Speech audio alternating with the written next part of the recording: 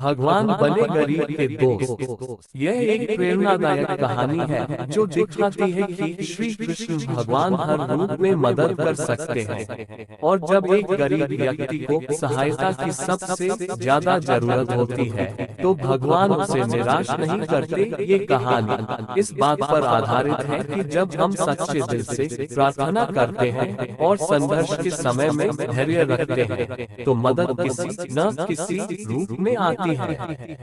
एक बार की बात है, एक छोटे से गांव में रामू नाम का एक गरीब किसान रहता था।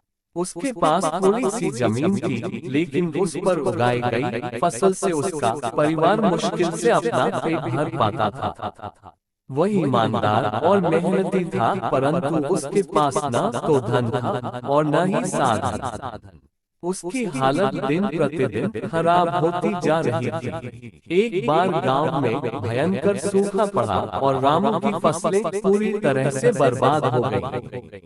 वह बहुत परेशान हो गया क्योंकि अब उसके पास अपने परिवार के लिए खाने को कुछ भी नहीं था।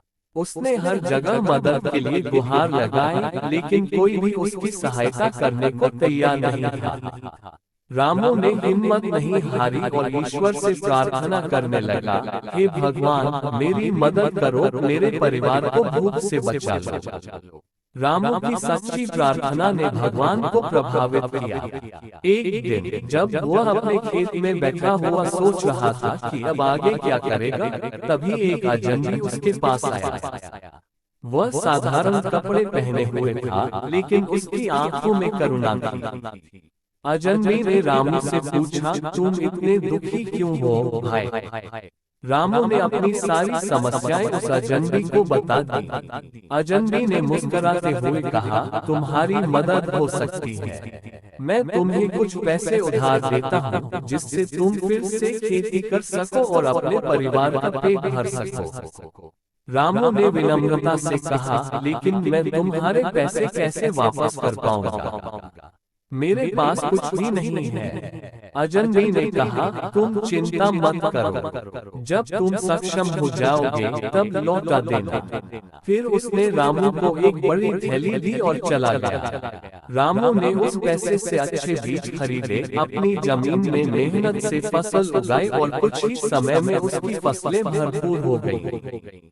उसके जीवन में खुशहाली लौट आई, लेकिन उसे उस अजनबी की दी हुई मदद कभी नहीं भूली। कई सालों बाद जब रामू के पास सब कुछ हो गया तो उसने उस अजनबी को खोजने का प्रयास किया, लेकिन वह उसे कभी नहीं मिला। तब उसे समझ में आया कि वह कोई साधारण व्यक्ति नहीं था, बल्कि भगवान की उसकी मदद के लिए गरीब के दोस्त बनकर आए थे। इस कहानी से यह शिक्षा मिलती है कि भगवान सदा हमारे साथ होते हैं और जब हम सच्चे दिल से प्रार्थना करते हैं तो वह किसी न किसी रूप में हमारी मदद करते हैं।